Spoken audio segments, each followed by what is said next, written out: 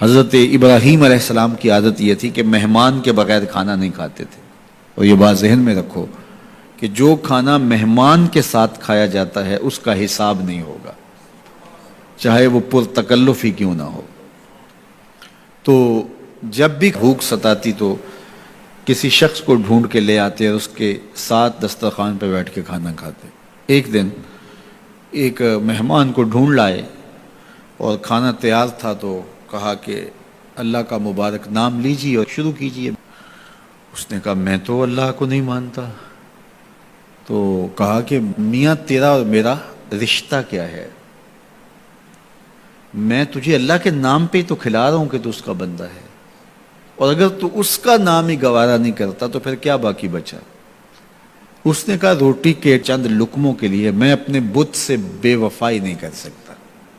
میں بتوں کا پجاری ہوں اور مجھے بھوک بھی لگی ہے، لیکن میں اپنے بتوں سے بے وفائی نہیں کر سکتا. تو حضرت ابراہیم نے فرمایا تو اتنا غیرت مند ہے، اپنے بتوں کے ساتھ تیری یہ وفا ہے، تو سن پھر میں بھی اللہ کے نام کے علاوہ تجھے ایک لقمہ نہیں دے سکتا. اس نے کہا کوئی بات نہیں، اٹھ کے چلا گیا. وہ چلا گیا تو جبریل آ گئے، رب کا سندیسہ دیا، ابراہیم تو نے میرا بندہ ناراض کر دیا. یا اللہ وہ تیرا بندہ تھا، تیرا نام لینا گوارا نہیں تھا. کہا ابراہیم اس کی عمر کتنی ہوگی؟ مالک 70-80 کے پیٹے میں ہوگا. تو کہا اتنا عرصہ ہو گیا نا کہ میں اس کو دے رہا ہوں، تم ایک دن نہیں کھلا سکے. اب ابراہیم علیہ السلام ان کو ڈھونڈ رہا، وہ پہاڑ چڑھ رہا تھا تو آواز دی او میاں آ جاؤ کھانا ٹھنڈا ہو رہا ہے. اس نے کہا آ جاؤں گا لیکن تمہارے رب کا نام نہیں لوں گا. کہا نہ لینا، آ جاؤ. آیا دسترخوان پہ بیٹھا، کھانا شروع ہوا تو کہنے لگا کہ پہلے تو بڑے غصے میں تھے، جلال میں تھے کہ رب کا نام نہیں لوگے تو کھانا نہیں دوں گا. ایک دم تبدیلی کیسے آ گئی؟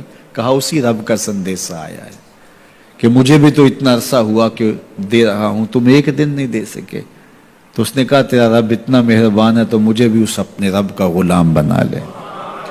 تو جو اسے مانتا ہے اسے بھی دیتا ہے، جو نہیں مانتا تو یہ نہیں دھوکہ کھانا چاہیے کہ فلاں کے پاس رزق کتنا ہے اس لیے وہ اللہ کا مقبول ہے، فلاں تخت حکومت میں بیٹھا ہے اللہ کا مقبول ہے. یہ کوئی دلیل نہیں ہے.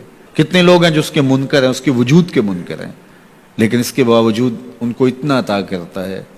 بلکہ فرمایا اگر تمہارا مجھے لحاظ نہ ہو تو کافروں کے گھروں کی سیڑھیاں بھی سونے اور چاندی کی ہوں، چونکہ ان کو سب کچھ دنیا پہ دے دیا جائے گا، آخرت میں ان کا کوئی حصہ نہیں. لیکن مسلمان کہیں گے ہم تو پھر مار ہی دیے گئے. تو تمہاری دل جوئی مقصود ہے، تمہارا لحاظ ہے، ورنہ ہم ان کو اتنا دیں کہ ان کے گھروں کی سیڑھیاں بھی سونے اور چاندی کی ہوں. یہ فرعون جو تھا جس نے خدائی کا دعویٰ کیا، بلکہ کہا آنا ربکم الاعلی، میں تمہارا بڑا رب ہوں، اور اپنی پرستش کرواتا تھا. ساری زندگی کوئی بیماری تو دور کی بات ہے اس کے سر میں درد بھی نہیں ہوا تھا. رزق اللہ اسے بھی دیتا ہے جس سے وہ پیار کرتا ہے، اسے بھی دیتا ہے جس سے وہ پیار نہیں کرتا. وہ صرف رب المومنین نہیں ہے، وہ رب العالمین ہے. صرف مومنوں کا رب نہیں ہے، وہ تمام جہانوں کا رب ہے.